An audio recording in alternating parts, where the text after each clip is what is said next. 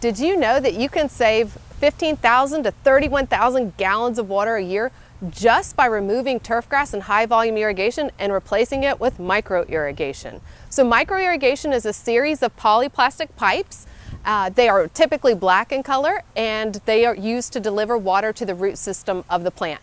There's several advantages to this. One of the advantages is that the water gets right down to the root system, and it's concentrated in the area in the area of the plant that we need. The other advantage to using this polyplastic microirrigation is that you can greatly reduce the amount of fungal diseases on your plant because you're concentrating the water at the roots and you're not wetting the plants. Microirrigation is great for using it for trees, shrubs, containers, and bedding plants. Turf grass is not the right situation for this because it needs it in a high volume and those sprinklers need to go below the ground. But it has lots of useful applications and can save thousands and thousands of gallons of water per year.